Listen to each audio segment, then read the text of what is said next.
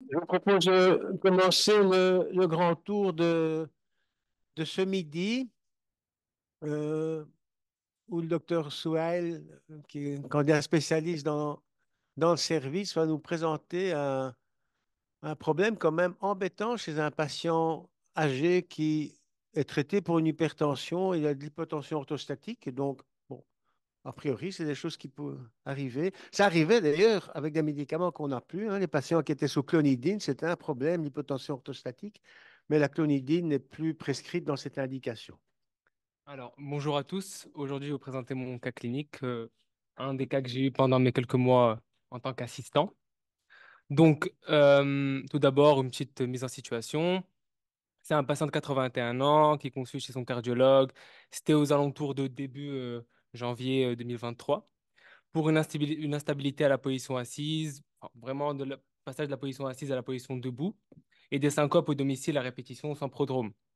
Donc, c'est un patient qui a beaucoup de familles, médecins, qui lui conseillent d'aller voir d'abord un cardiologue avant de passer aux urgences. Donc, il va voir un cardiologue. Au niveau de ses antécédents, une sténose carotidienne interne droite, une thrombose de la carotide interne gauche, une néoplasie vésicale traitée par immunothérapie, enfin localement, et des polypes intestinaux. Au niveau des facteurs de risque cardiovasculaire, euh, une dyslipidémie, hypertension artérielle classique pour cet âge. Mais évidemment, c'est un homme et il a l'âge qu'il a. Au niveau du mode de vie, c'est un ancien architecte à la retraite. Il habite avec sa femme, pas d'aide au domicile. Il sort d'un voyage récent en Guadeloupe de 2 mois. Il n'a pas d'animaux à la maison. Au niveau du traitement au domicile, bon, il a de l'Azaflo comme prévention secondaire, du lisinopril pour sa tension, du bisoprolol et du Suvézène. Chez le cardiologue, donc c'est un cardiologue en externe, euh, un excellent état général, un examen de la TT du coup qui est banal, une auscultation cardio-pulmonaire banale aussi. Un ECG, donc j'ai pas l'ECG, hein, mais donc dans le compte rendu, un rythme sinusal régulier à 80 BPM, une déviation axiale gauche et probablement une séquelle d'infarctus en antérieur. À l'écho-cœur, une oreille gauche dilatée, légèrement dilatée, sinon rien de très très important. Il lui fait un test d'hypotension orthostatique au cabinet et donc comme vous pouvez remarquer, c'est positif avec une tension artérielle systolique qui chute de plus de 20 mm d'Ag et une diastolique de plus de 10 mm d'Ag, une fréquence cardiaque qui reste stable, voire qui diminue. Et donc, sur base de ça, il décide donc de lui arrêter son lisinopril en mettant l'hypotension orthostatique sur le compte du lisinopril et il majeure son traitement hypercholestérolémiant. Il lui met enfin, il prescrit une prise de sang et un rendez-vous dans un mois. Attends, on peut déjà faire un petit tour ici, peut-être. Un commentaire que je voudrais faire, il a quand même eu une thrombose d'une carotide. Est-ce qu'il ne fallait pas le mettre sous anticoagulant, puisque l'aspirine, est-ce que l'aspirine est meilleure que l'anticoagulant dans ces cas-là? On peut répondre, hein. Oui. Donc, c'est aspirine. Alors, aspirine et éventuellement clopidogrel, si on se rend compte qu'il y a des accès complémentaires sous aspirine. Et donc, on est plutôt du côté antiagrégant qu'anticoagulant. Mais normalement, si c'est une hypotension orthostatique à cause du médicament, donc périphérique, il faudrait que son rythme cardiaque augmente. Oui, Donc, je vais revenir. on est effectivement interpellé par le fait que l'hypotension est asympathicotonique. Et donc, j'imagine que dans la discussion, on reviendra sur cet élément-là. Si j'ai bien vu, il avait du bisoprolol aussi dans son traitement. On aurait dû arrêter d'abord le bisoprolol pour Oui, éventuellement démasquer. oui, je reviendrai Oui, aussi. bonne remarque, hein. On pourrait se dire qu'effectivement, la réponse tachycardisante attendue pourrait être masquée par le bêta-bloquant, sûrement. Euh, oui, bonne, judicieuse remarque. Alors, On fait parfois aussi, c'est mettre, surtout chez les gens âgés comme ça, le médicament un le matin et un le soir. Et s'ils prenaient tout le matin, Il s'y prenait ouais, le matin. parce qu'on a Donc, parfois une hypotension secondaire excessive chez les gens âgés. Il y a parfois intérêt à mettre 2 fois par jour. donc, moi, enfin, moi, si j'ai fait la consultation, je regarde s'il n'y a quand même pas des petits signes extra-pyramidaux. parce que ça pourrait, chez quelqu'un d'âgé, être un Parkinson qui se manifeste en première intention par de l'hypotension orthostatique asympathico-tonique. OK. Donc, on perd un peu le patient de vue et il se présente plusieurs mois plus tard, donc on va dire mi-juin 2023. Et donc à ce moment-là, il se représente chez son cardiologue pour les mêmes symptômes. Donc toujours la même chose, des syncopes sans prodrome. Par moment, il a aussi des vertiges. Alors l'examen clinique est toujours globalement normal, cardio-pulmonaire normal. Et donc, euh, il lui fait un nouvel électrocardiogramme, une nouvelle écho-cœur. À l'électrocardiogramme, euh, inchangé par rapport au celui du début 2023. Et une écho-cœur qui, elle, ne montre rien de particulier, seulement des parois du VG qui sont légèrement épaissies, mais il met ça sous le compte de son hypertension artérielle. Donc, des parois à 13 mm. Il refait un nouveau test d'hypotenseur orthostatique qui, à ce moment-là, encore plus positif qu'avant, avec une fréquence cardiaque toujours globalement normale, voire basse, alors qu'on a une diminution de la tension artérielle.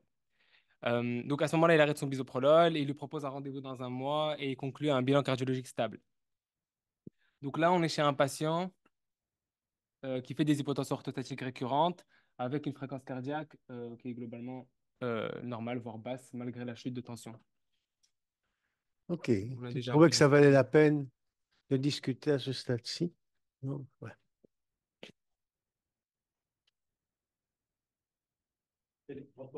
D'accord. Électrophorèse des protéines. Après. Ah, OK. Voilà. Elle sera normale? Oui. Voilà, comme ça on peut, voilà, pour ton impatience, voilà, elle sera normale. OK. Autre chose? Euh,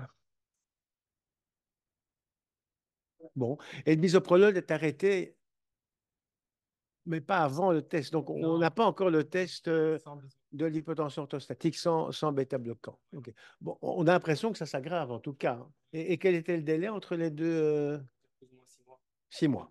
Bon, OK. Alors, euh, dans les causes d'hypotension orthostatique, deux grandes catégories, donc les neurogéniques et les non neurogéniques. Dans les neurogéniques, comme on en a déjà parlé, tout ce qui était dysautonomie, mais aussi toutes les atteintes périphériques comme le diabète, l'amyloïdose, le Sjögren. Et dans les non neurogéniques, tout ce qui est endocrine, tout ce qui est iatrogénique, donc la suspicion initiale avec le lisinopril. Tout ce qui est infectieux, toxique, métabolique, traumatique, vasculaire, beaucoup de diagnostics différentiels. Comment faire la différence? Donc, chez les patients qui ont une hypotension orthostatique neurogénique, quand on a une chute de la tension artérielle, on n'a pas de réponse cardiaque, donc la fréquence cardiaque reste stable. Alors que quand c'est une cause non neurogénique, à ce moment-là, on a une augmentation de la fréquence cardiaque parce qu'on a une réponse cardiaque.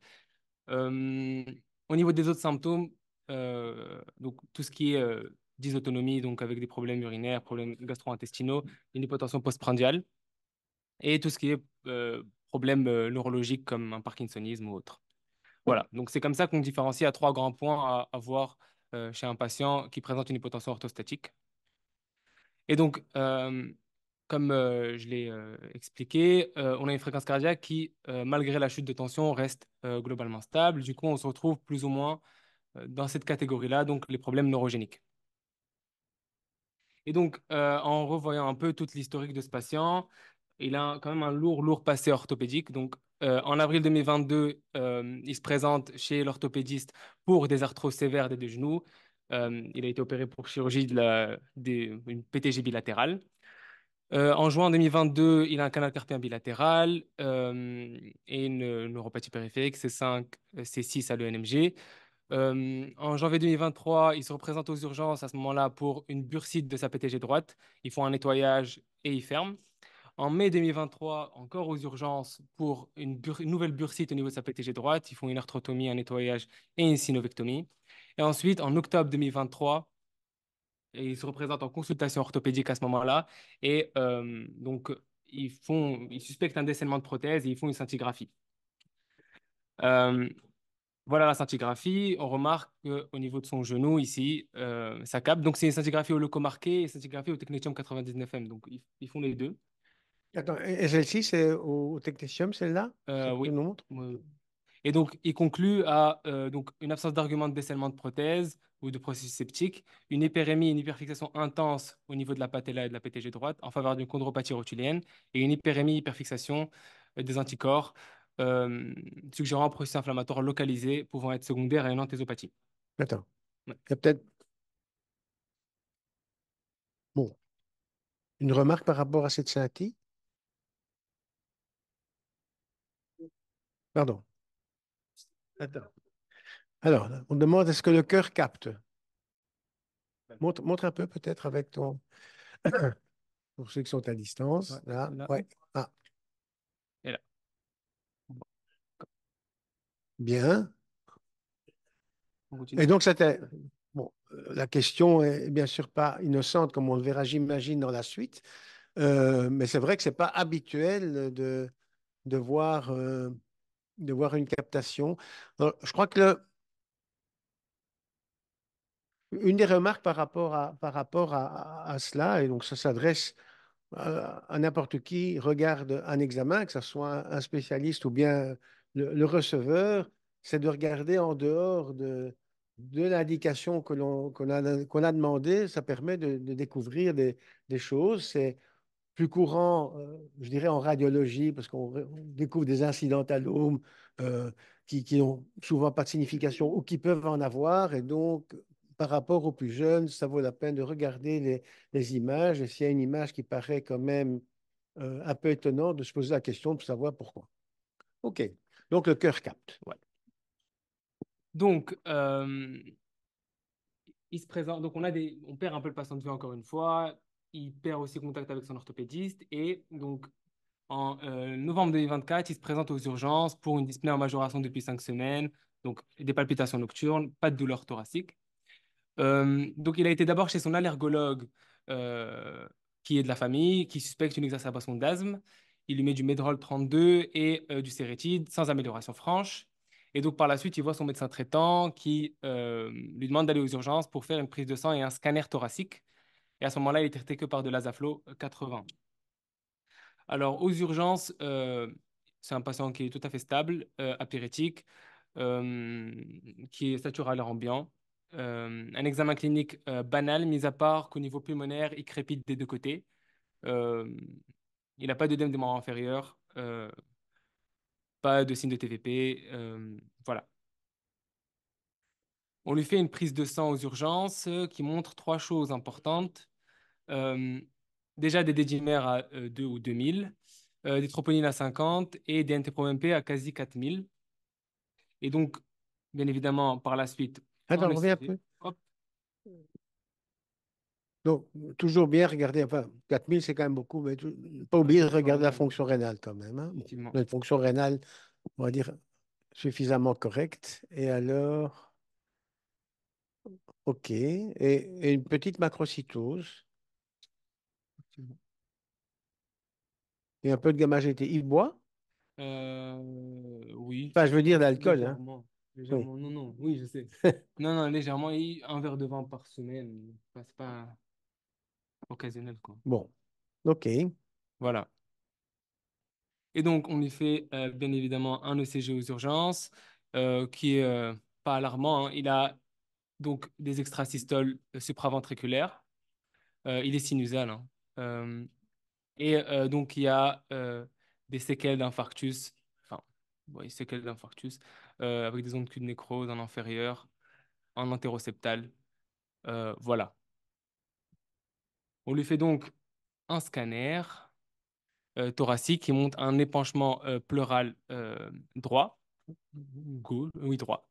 Euh, il suspecte donc une embolie pulmonaire en première hypothèse. Le patient était tout à fait stable. Il faut monter en salle. Il lui met du Lasix 20 mg en IV et on le voit ensuite en cardiologie.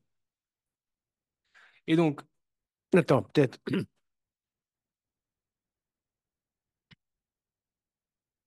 Enfin, je sais pas moi, quelqu'un veut commenter le diagnostic aux urgences, Damien? Imagine que tu es aux urgences avec ce tableau-là. Quelles sont tes conclusions? Non, non, je me demande juste s'ils ont dosé des dédimères avec une fonction normale, pourquoi ils n'ont pas injecté le scanner? En gros, ce qui s'est passé, c'est que donc ils l'ont scanné avant d'avoir les résultats des dédimères. Voilà, en gros, c'est tout. C'est pour Ben, ça qu'ils l'ont pas injecté. moi, c'est sur un autre point que je voulais discuter quand même. Bon, ce patient vient, il est dyspnéique. S'il a une embolie pulmonaire, on ne s'attend pas à avoir des crépitants dans les deux basses pulmonaires. Donc, je veux dire, plus avec, en plus de ça, un NT-proBNP qui est quand même extrêmement élevé. Alors, s'il avait une grosse embolie pulmonaire avec un cœur droit, ben, alors on aurait des jugulaires turgescentes, etc. Et ça pourrait justifier éventuellement une augmentation proBNP. Mais ici, le premier diagnostic, c'est quand même une insuffisance cardiaque et pas une embolie pulmonaire. Et donc, être aveuglé par rapport au dédimère, attention au dédimère, c'est quand on a une probabilité a priori faible ou intermédiaire d'embolie pulmonaire. Et cette probabilité-là, c'est après exclusion des autres causes Effectivement. d'insuffisance respiratoire. Donc, ici, voilà, insuffisance cardiaque. Ah, À leur défense, on peut peut-être dire ils ont donné le traitement de l'insuffisance cardiaque sans préciser dans les conclusions que c'est une insuffisance cardiaque parce que ce n'était pas logique de donner du Lasix si le diagnostic est une embolie pulmonaire. Donc, on a simplement oublié de rafraîchir les conclusions, à mon avis. ok, c'est bien. Ok, eh bien. Maintenant qu'elles sont réfléchies et rafraîchies, on peut continuer. Et donc, j'ai juste mis ici le tableau de l'ESC. Donc, chez les patients qui font une décompensation cardiaque, euh, il faut toujours chercher ce qu'on appelle le champ PIT, hein. Donc, tout ce qui est syndrome coronaire aigu, urgence hypertensive, arythmie, cause mécanique, embolie pulmonaire, infection et tamponnade. Ici, donc, pour la défense des urgentistes, ils avaient éliminé quasi tous les diagnostics différentiels. Et il restait que l'embolie pulmonaire à éliminer. Et c'est pour ça qu'ils font monter le patient avec une scintigraphie ventilation-perfusion, une prescription de scintigraphie ventilation-perfusion qui fait, et donc pas d'embolie pulmonaire. Euh, Vu qu'on a éliminé toutes les causes du champit, il nous reste les pathologies chroniques cardiaques. Euh, et donc, on continue le bilan en faisant une échographie cardiaque. Et donc, en conclusion, il parle donc de une FEVG qui est conservée, une HVG concentrique, un septum interventriculaire de 18 mm au niveau du bourrelet et 12 mm au niveau médian. Pas de valvulopathie, un épanchement pleural gauche. Voilà. Et donc, on se dirige donc vers tout ce qui est diagnostic différentiel de cardiomyopathie. Donc ça, c'est une ancienne classification hein, avec les cardiomyopathies hypertrophiques, dilatées, arythmogènes du ventricule droit, les restrictives et les non classées. Donc depuis 2023, on parle plus de cardiomyopathie non classée, on parle de NDLVC. Et donc nous, on s'est orienté plutôt vers tout ce qui était cardiomyopathie hypertrophique, vu le septum qui était dilaté à 18 mm au niveau du bourrelet. Et donc, dans les cardiomyopathies hypertrophiques, trois grands diagnostics différentiels, la maladie de Fabry, l'amyloïdose et cardiomyopathie hypertrophique sarcomérique, la classique. Hop. Et donc, comme on l'a souligné tout à l'heure, il y a un truc qu'on devait voir et que donc, on a vu, c'était son cœur. Et donc, son cœur, une hyperfixation qui était globalement similaire à celle des côtes, un Perugini score 2 et donc une amyloïdose ATTR. Et donc, on bilante. On fait donc une écho-cœur, enfin l'écho-cœur, et on fait ce qu'on appelle un strain. Et donc, comme vous pouvez le voir ici, un aspect scintillant au niveau du myocarde et un strain abaissé avec un apical sparing. On reviendra à ça plus tard. Et donc, Attends.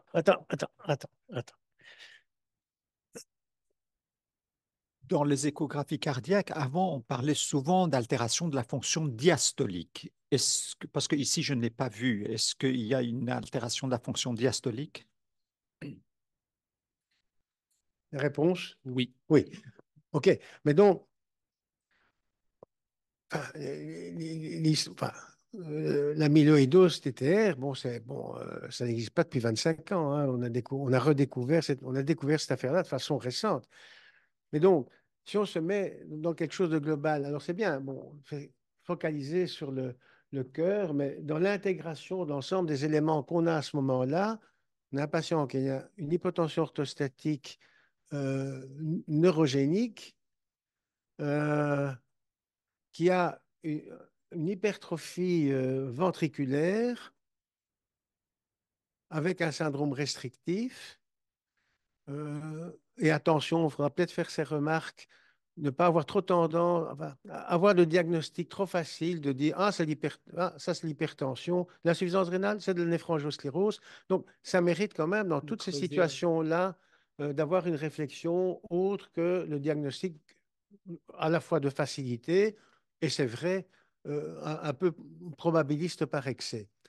Euh, et donc, si on rajoute à ça la problématique du canal carpien, bon, à 80 et des ans chez un homme, ce qui est quand même pas banal non plus, on peut arriver à un diagnostic de suspicion d'amyloïdose. Voilà. Oui, Indépendamment, je dirais, de la scintille, bon, qui a aidé parce qu'elle avait déjà été faite avant. oui, Alors, on la demande généralement après dans ces situations-là. On aurait pu se trouver sans scintigraphie. Et j'ajoute, alors, tu as dissimulé l'affaire, effectivement. Bon, le patient est très athéromateux, donc il a un trou en entéroceptal. Bon, il a dû faire un infarct qui est passé inaperçu. C'est aussi un oui, petit peu facile. Donc, le trou entéroceptal, attention oui. à l'amyloïdose et chez les patients jeunes qui ont un trou, il faut penser à une cardiomyopathie Hypertrophique. hypertrophique asymétrique. Ouais. Et donc, comme l'a très bien dit le professeur Kogan, ici, donc, le patient présentait quand même pas mal de signes et de symptômes qui pouvaient faire penser à une amyloïdose, hein. Donc, il a des problèmes sensitifs, une polyneuropathie périphérique, un canal carpien bilatéral. Il avait une diminution du strain avec un apical sparing et des ondes Q de nécrose, des pseudo-ondes Q de nécrose en entéroceptal, qui doivent nous faire penser à ce diagnostic. Et donc, on était bien évidemment dans les causes neurogéniques et donc amyloïdose. Et donc, comme tout patient en salle, toujours des complications. La première étant une fibrillation auriculaire. Et donc, chez les patients avec une cardiomyopathie hypertrophique, généralement, il faut toujours anticoaguler. Sauf grosse contre-indication, il faut anticoaguler les patients avec une amyloïdose ATTR ou avec une cardiomyopathie hypertrophique généralement. On privilégie toujours un rythme contrôle au rate contrôle, donc une ablation, une fermeture de l'auricule, une cardioversion électrique, une cardioversion chimique. Et si vraiment pas possible, à ce moment-là, un rate contrôle. Et on a parlé donc de ces gamma GT augmentés. Durant l'hospitalisation et même après, ça a quand même fortement augmenté. C'est monté jusqu'à 1300 de gamma GT et jusqu'à 710 de phosphatase alcaline. Et donc, on a bien évidemment fait une échographie hépatique qui ne montre pas d'obstacle, pas de calcul biliaire, une légère visibilité des voies biliaires principales à 14 mm, rien de plus. On a fait un bilan avec tout ce qui était anticorps et virus hépatotrope qui s'est révélé également négatif. Et donc, j'ai cherché si c'était possible d'avoir une amyloïdose ATTR qui touche le foie. Alors, non. Euh, c'est généralement l'amyloïdose AL qui touche le foie. Et, donc, on a fait une électrophorèse, bien évidemment. Et donc, des chaînes kappa lambda. Et on a recherché la protéinurie de Benson-Jones tout ça est revenu négatif. Et donc, on a conclu un foie de stase sur sa décompensation cardiaque, mais à voir si par la suite, on ira biopsie ou pas. Voilà. OK,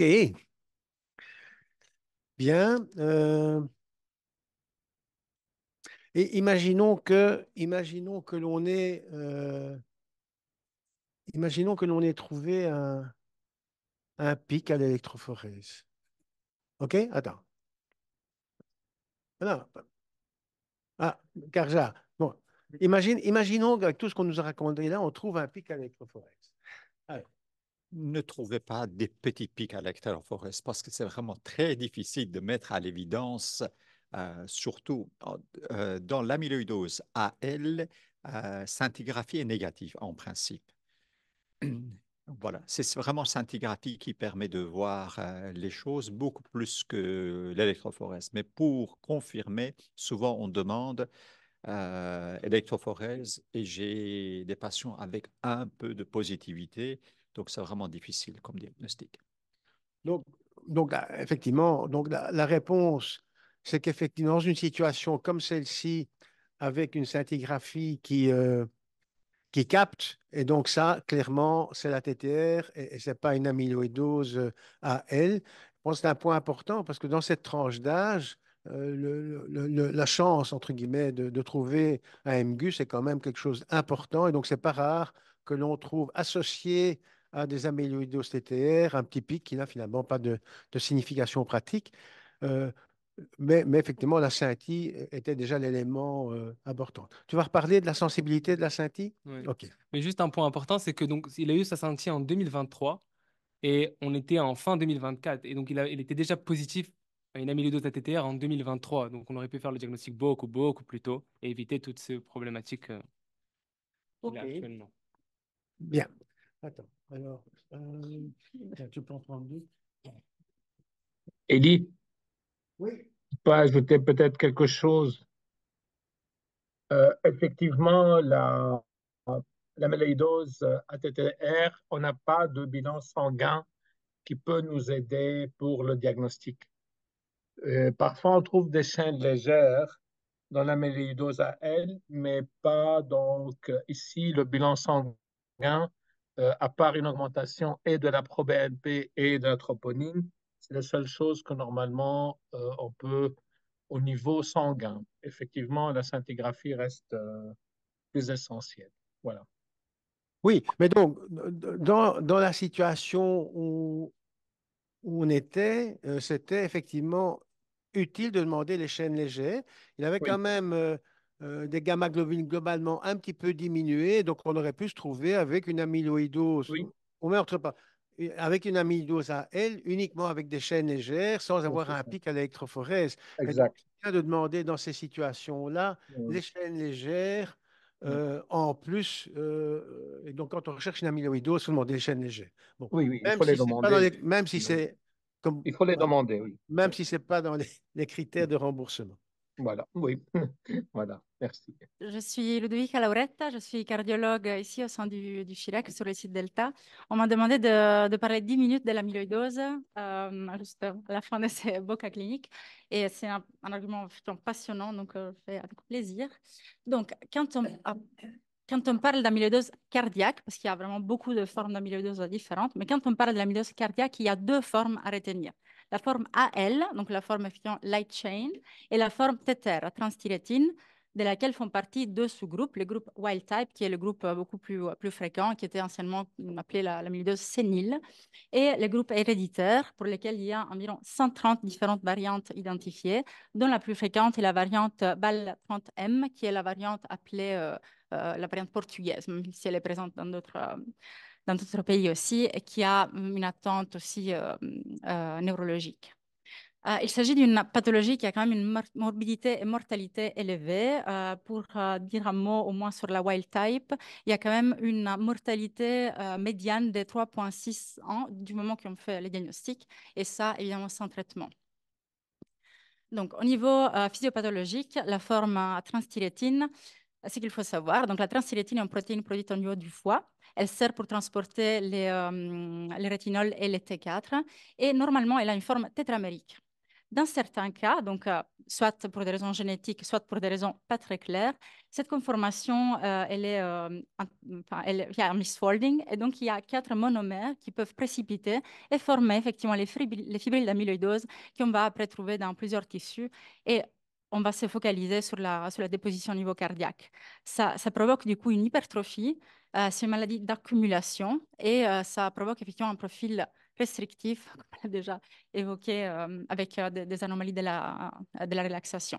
La forme AL, c'est plus de pertinence de nos collègues hématologues. Le mécanisme final est le même. Donc, on a des fibrilles d'amyloïdes provoquées par un misfolding, mais cette fois-ci des chaînes légères, kappa ou lambda, qui sont produites par les plasma cells dans différentes formes de dyscrasie plasmacellulaire.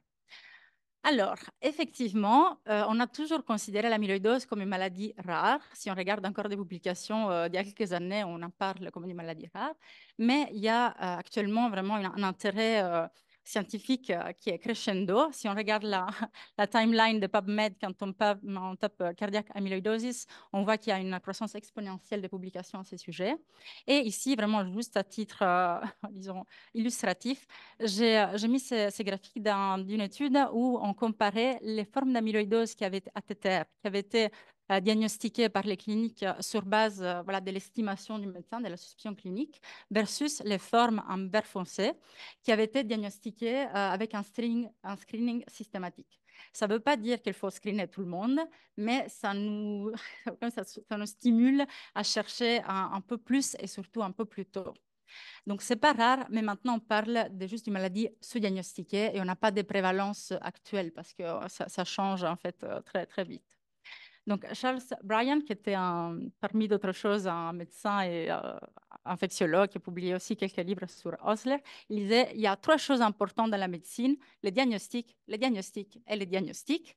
Donc, par rapport à cette maladie, c'est effectivement assez important et les guidelines européennes nous ont donné des outils. On a vite fait vu ça tantôt, mais ils nous ont donné des outils pour screener les patients un peu plus vite, effectivement. Donc, ils nous disent que quand on a un patient qui a une hypertrophie, même légère, donc à partir de 12 mm de septum, ce qui est vraiment pas grand-chose parce que les normes sont 11 mm, donc c'est vraiment pas beaucoup. Et une ou plus des conditions suivantes, il faut penser à l'amyloïdose. Et les conditions suivantes ne sont pas des conditions rares. La première, effectivement, une insuffisance cardiaque chez les personnes qui ont plus que 65 ans. Et effectivement, si on regarde, il y a une prévalence de 13% d'amyloïdose chez les patients avec FPF. L'autre condition, c'est la sténose aortique. Ce qui est impressionnant quand on regarde les données, c'est qu'effectivement, dans une étude, même 25% des patients qui avaient bénéficié d'une chirurgie pour un remplacement valvulaire aortique avaient une amyloïdose. Et les patients qu'on envoie pour faire un TAVI, il est estimé que 16% ils ont une amyloïdose. D'autres conditions, on l'a bien vu avant, c'est des patients qui deviennent hypotendus, même qui sont normotendus, mais en étant avant hypertendus, ou alors qu'ils présentent des polyneuropathies, ou alors les canaux carpiens, effectivement, c'est que je fais quand je fais une échographie à une personne qui a plus que 65 ans et je vois une hypertrophie non expliquée par une hypertension mal contrôlée, je demande toujours, est-ce que vous avez des douleurs aux jambes? Est-ce que vous avez été opéré des canaux carpiens? C'est toujours bien de regarder un peu autour. Ici, ce n'est pas fréquent, donc c'est un signe, c'est le signe de Popeye, c'est dû à la rupture du tendon du biceps. Je l'ai juste mis parce que c'est assez évocateur, donc il faut y penser. Au niveau cardiologique, on a des outils pour penser à l'amyloïdose. On a déjà parlé, je ne vais pas trop prendre du temps pour les CG, mais effectivement, un microvoltage ou le pseudo-infarct pattern dans les territoires interoceptales, comme pratiquement tous les troubles du rythme. Donc, les patients avec amyloïdose ont des dépôts d'amyloïdes au niveau du système de conduction, peuvent les avoir. Et donc, des blocs, mais aussi de la fibrillation atriale, voilà, tout ça, c'est assez classique. Au niveau échocardiographique, il y a évidemment une hypertrophie.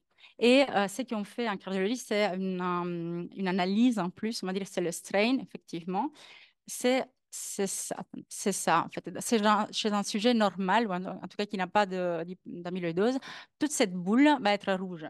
Chez les patients qui ont une amyloïdose, on va avoir tendance à avoir ce qu'on appelle apical sparing, donc l'épargne apicale, dit aussi cherry on the top. Donc, c'est vraiment assez évocateur d'une amyloïdose.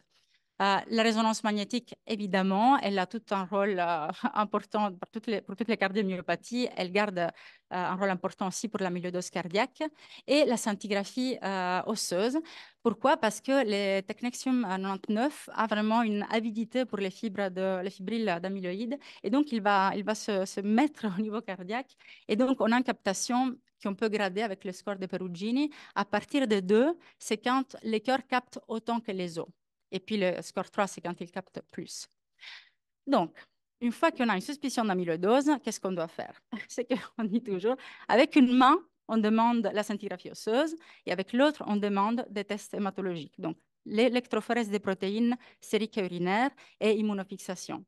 Une fois qu'on a tous nos éléments, on peut s'y retrouver en fait assez facilement dans ces schémas qui est repris d'ailleurs dans les guidelines européennes. Évidemment, si tout est négatif, l'amyloïdose est très peu probable. Mais si on a une scintigraphie qui capte, si on a un score de 2 à 3 et l'absence de tests hématologiques, alors on a pratiquement la certitude qu'il s'agit d'une amyloïdose tétère. Et d'ailleurs, c'est le seul cas de figure dans lequel on n'a pas besoin d'un examen invasif. À ce point-là, on peut envoyer notre patient en génétique pour voir si c'est une forme wild type ou héréditaire et le destiner au traitement spécifique. Dans d'autres cas, donc si on a une captation grade 1, ce qui est recommandé, ce n'est pas d'attendre 6 mois et répéter la scintigraphie. Ce qui est recommandé, c'est de ne pas perdre du temps et faire effectivement une résonance magnétique et aller biopsier les patients, pas nécessairement au niveau cardiaque. Pourquoi? Parce qu'effectivement, il y a des cas décrits de faux positifs d'amyloïdose AL qui pourraient capter la scintigraphie, mais dans ces cas, ce n'est pas une captation très importante. L'autre cas de figure, c'est on n'a pas de captation à la scintigraphie, on a par contre des pics monoclonaux. Évidemment, on fait une résonance magnétique pour confirmer s'il y a une attente myocardique et on envoie notre patient en hématologie.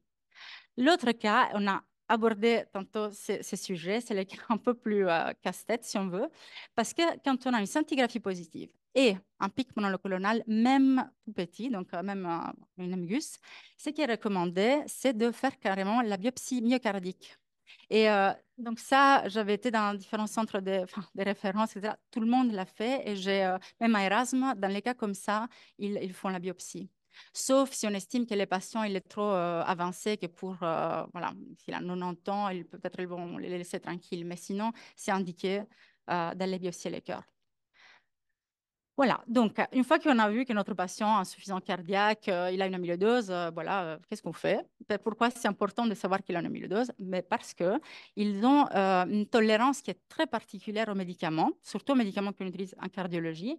Il faut se rappeler que le patient avec amyloïdose va avoir un cœur avec un profil restrictif, ce qui va le rendre très sensible à la volémie. Donc, l'hypovolémie comme l'hypervolémie vont être beaucoup moins tolérées chez notre patient amyloïdose que chez quelqu'un d'autre. Par exemple, les calcio-antagonistes sont carrément contre-indiqués et il y a même des cas décrits de choc cardiogénique sur prise de calcio-antagonistes chez ces patients. Ici, j'ai mis voilà, ce qu'on appelle les Fantastic Four, donc les 4 classes de médicaments qu'on utilise pratiquement chez tout le monde pour l'insuffisance cardiaque à FVG réduite. Eh ben, chez les patients avec amyloïdose, on doit faire attention à les utiliser. Dans les guidelines, ils soulignent que pour ces patients, le bénéfice n'est pas clair. Et dans certains cas, l'arrêt du médicament peut même être bénéfique.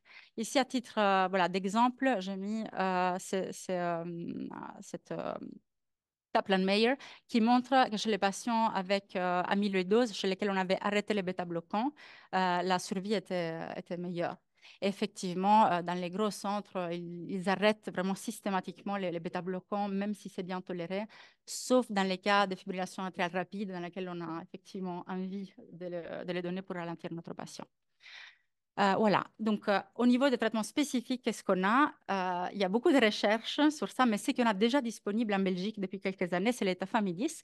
C'est un stabilizer, donc c'est un médicament qui va garder la transthyrétine dans sa forme tétramérique et donc il va empêcher la progression de la maladie. Et du coup, ce qu'on gagne, on gagne en termes de survie. Mais bon, on va dire qu'à 80 ans, ce qui intéresse plus, ce n'est pas la survie de 10 ans, mais c'est la qualité de vie. Et c'est vrai qu'on a des résultats impressionnants au niveau de la qualité de vie. Ça, c'était vraiment les graphiques pris de l'article du New England, les premiers qui étaient sortis quand ta famille s'était lancée. Mais il y a beaucoup, beaucoup de littérature qui est très encourageante par rapport à ces médicaments. Il n'y a pratiquement pas d'effets secondaires. Et voilà, donc c'est un médicament très sûr. Il y a d'autres, enfin, je n'ai pas le temps de parler de beaucoup d'autres choses. Il y a d'autres médicaments disponibles pour l'amyloïdose, mais pour les formes non cardiaques, donc l'hépatite, par exemple. Donc, je ne veux pas aborder ici, mais il y aura occasion dans le futur. Donc, qu'est-ce qu'il faut retenir? Parce que je dois être brève. C'est une pathologie avec une grande morbidité et mortalité, parfois iatrogène.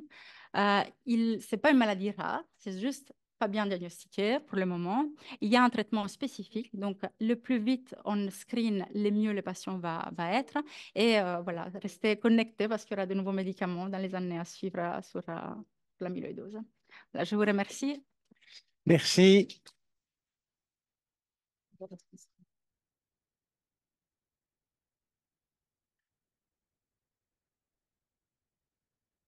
Alors, question, commentaire? Oui, Dominique. Merci, hein, c'était très très bien. J'ai deux questions pratiques. Quand nous, on pense à amyloïdose chez nos patients myélomateux, dans le screening, on fait la pro-BNP qui attire souvent notre attention. Et, et donc, je voulais savoir, un, pourquoi c'est toujours pas remboursé? Parce que en pratique, c'est un test extrêmement important et pour les patients, 30 euros, c'est pas rien, surtout quand on le fait en suivi. Et si vous aussi, ça fait partie du screening quand vous voyez des hypertrophies ventriculaires, et de faire d'office la pro-BNP, même si c'est payant. Et la deuxième question, comme ça je dis directement, c'est parce que ça aussi, on a parfois des patients qui ont des amyloïdoses cardiaques, mais liées à la chaîne légère, et qui ont eu des scintigraphies osseuses pour une prostate ou pour autre chose. Combien d'années est-ce qu'on peut considérer que si c'était négatif, il ne faut pas refaire cette scintigraphie osseuse et qu'ils n'ont pas une double amyloïdose quand ils sont âgés? Alors, la première question est la plus simple. L'NT-proBNP, depuis que je suis arrivée en Belgique, j'ai l'impression que c'est une bataille entre l'INAMI et les médecins. Je me souviens, j'ai passé 7 ans à Erasme et Jean-Luc Vachéry était vraiment enragé parce qu'on n'arrive pas à obtenir les remboursements. Je ne sais pas vous dire pourquoi, mais c'est effectivement un peu une bataille ouverte parce qu'on essaie de l'avoir, on l'utilise énormément. Ce qu'il faut savoir, donc l'NT-proBNP, oui, donc moi je le check assez régulièrement chez les patients, ça fait partie du screening. Ce qu'il faut savoir, c'est que les patients avec amyloïdose ont des valeurs beaucoup plus élevées de NT-proBNP. Parfois, c'est très impressionnant, on peut avoir du 70 000 d'NT-proBNP et parfois, c'est vraiment des valeurs qui vont jamais devenir normaux. Donc, surtout chez eux, c'est important de suivre les trends et ne s'attendre jamais à une normalisation complète. Idem pour la troponine. C'est des patients qui voyagent toujours avec des taux de troponine légèrement élevés, autour de 40-50. Pour la deuxième question, je n'ai pas vu une réponse officielle dans la littérature. C'est vrai que dans les formations que j'ai suivies, on n'a jamais abordé ces sujets, qui est effectivement très intéressant. D'après ce que j'ai pu constater, une scintigraphie peut changer beaucoup déjà dans les 6 mois. Et quand j'ai souligné qu'il ne faut pas attendre qu'une scintigraphie avec un score de Perugini 1 devienne 2 ou plus, parce que sinon on perd du temps, c'est vrai que j'avais vu chez un patient que c'était l'attitude adoptée. Donc un patient qui avait 1, ils ont attendu, je pense, 6 mois, et à ce point-là, il était déjà à 2. Donc moi, quand on a le patient, en tout cas, on a une suspicion, j'imagine qu'on a fait, si on a une suspicion c'est une certitude d'amyloïdose à elle, on a fait l'IRM. Et là, ça va être une discussion multidisciplinaire si on fait des scintigraphies, mais je ne pense pas qu'il y a lieu de la faire systématiquement chaque année chez tout le monde. Oui, ça va. Dis, tu as parlé de beaucoup d'organes Oui, et tu n'as pas parlé du rein. oui, Tu as envie de parler du c'est fait rein? exprès. T'as Non, fait- je peux parler du rein, non, mais parce que du rein, les néphrologues vont parler. Non, non. Non. Non, mais la question est, est-ce que dans l'amyloïdose TTR, est-ce qu'on a une atteinte rénale habituellement? Pas plus que non. Parce que d'ailleurs, c'est même pas. Moi, ce qui m'étonne, je vais un peu relancer d'autres questions. Ce qui m'étonne, c'est que ça fait même pas partie. C'est la protéinurie, oui, mais pour l'amyloïdose, surtout à elle. Sinon, pour la Ok, TTR, ça fait même pas partie du check-up ok. Mais cardiologique. donc, c'est un peu ça le sens de la question, hein. Si on a une amyloïdose AL avec une atteinte cardiaque, à mon sens, il y a une atteinte rénale aussi, parce que l'atteinte rénale est quand même la première atteinte de l'amyloïdose AL. Khalil. Dans l'amyloïdose AL, effectivement, c'est vraiment l'atteinte rénale, c'est prédominant. Maintenant, en fait, amyloïdose cardiaque, c'était connu, ATTR, que ça n'attaque quasiment que le cœur. Mais ce que je n'explique pas, pourquoi ils font des canaux carpiens, des ruptures, est-ce qu'il y a, malgré tout, il y a un peu de dépôt Tout à fait. amyloïde à ce niveau? Oui. C'était ma question. Oui. Donc, l'attente au niveau, disons, périphérique, c'est aussi, il y a des dépôts d'amyloïdes. Mais la prévalence n'est pas très élevée, c'est 3% pour les canaux carpiens. Moi, j'ai l'impression, dans la pratique clinique, c'est beaucoup plus. Je pense que, ou alors, c'est plus parce que quand ils ont les canaux carpiens, on pense à l'amyloïdose et donc on crée un biais, mais c'est des dépôts d'amyloïdes qui ont été retrouvés. Oui. Donc, en remettant ta remarque et la mienne ensemble, et pour épargner l'agressivité de biopsie cardiaque chez toute une série de malades, si on a une protéinurie, allez, on est dans la partie droite, une protéinurie néphrotique, ok? Bon, et un pic, bon, là, on est plutôt avec AL. Bon, Si maintenant on a une amyloïdose cardiaque, pas de protéinurie du tout, et que l'électrophysiologie indique qu'il y a un canal carpien, c'est peut-être quand même plus gentil d'aller prélever un petit peu de matériel au niveau du canal carpien plutôt qu'au niveau myocardique pour démontrer que c'est de la TTR, quoi. Oui, alors si on leur a fait leur canal carpien avant, évidemment, alors là, oui, ok. Quelle est la mortalité d'une biopsie endomyocardique? Ah, ça, je ne sais pas vous dire exactement les complications. Par contre, ça peut être une tamponnade sur place, hein. Et donc, oui, oui, oui. Oui. Hein, un cardiologue veut commenter pour la morbimortalité de la biopsie cardiaque? Non, c'était pas, je ne Ah. connais pas des chiffres exacts, mais moi, je voulais plutôt dire, on essaye quand même de faire des biopsies de la graisse abdominale ou rectale. On a souvent des discussions. Et de là, déjà, pour avoir besoin de la biopsie, on est avec un score de Perugini 1, si j'ai bien vu sur le schéma. Je me demandais dans quelle mesure ce score, il est généré par la machine ou c'est opérateur dépendant dans l'œil du scintigraphiste pour ne pas se retrouver avec ces cas douteux où on se sent obligé de faire des biopsies à tout prix. Alors, effectivement, quand on a une scintigraphie à 1, ce n'est pas recommandé d'aller biopsier les cœurs. On peut biopsier aussi d'autres parties, la graisse périphérique, parce qu'en fait, dans ces cas, on suspecte qu'il y a une forme AL qui puisse donner un faux positif à la scintigraphie. Donc, l'appréciation, par contre, de la captation du score de Perugini, à ma connaissance, elle est visuelle, mais quand je lis certains protocoles d'études, j'ai l'impression qu'ils ont aussi d'autres outils pour savoir bien interpréter le score. L'autre chose, donc les seuls cas de figure dans lesquels c'est indiqué vraiment la biopsie myocardique, c'est quand il y a la captation, aussi des chaînes légères ou alors un pic monoclonal plus la scintigraphie positive, alors n'importe quel score de Perugini. Oui, c'est-à-dire qu'on est dans une situation où il y a une amyloïdose, mais on veut savoir est-ce que c'est une AL Mais ou souvent, bien... il y a aussi des overlaps des deux. Et dans ces cas, ils traitent les deux. C'est assez rare, mais c'est ça en fait. Et quand on va biopsier, il ne faut pas s'arrêter à l'immunohistochimie. Il faut aussi faire la spectrométrie des masses pour bien différencier les... Oui. Bah, attends. D'autres biopsies, biopsie des glandes salivaires, donc quand il y a en tout cas, immunofixation est positive pour une chaîne légère de type AL, les biopsies de la graisse sous-cutanée, biopsie rectale ou biopsie des glandes salivaires, ce sont des choses qui nous orientent également. Je pense à ce moment-là, les anatomopathologistes peuvent déterminer qu'il y a de la présence de chaînes légères à ce niveau. En tout cas, quand on est en dehors de ces cas de figure de deux positivités, c'est vrai qu'on essaie d'éviter les cœurs, évidemment, parce qu'on ne va pas mourir d'une biopsie à graisse abdominale, mais tout à fait d'accord. Oui. Moi, je reviens au sujet de la mortalité et de la biopsie cardiaque. Je suis cardiologue interventionnel. Évidemment, ça dépend des centres. C'est une procédure qui est dans les centres de capacité et qui sont d'habitude, c'est assez bas, c'est moins de 0,4%. Complications majeures, c'est dessous 3%. Je voudrais juste rajouter une chose à ces propos. La biopsie myocardique, on a des cardiologues interventionnels évidemment qui savent la faire chez nous, mais c'est remboursé en Belgique seulement dans les centres T où il y a la transplantation. Donc, les patients, on devrait les transférer par... Enfin, nous, on travaille avec Erasme, donc à Erasme, mais c'est vrai que là, c'est Moi, pas de remboursement.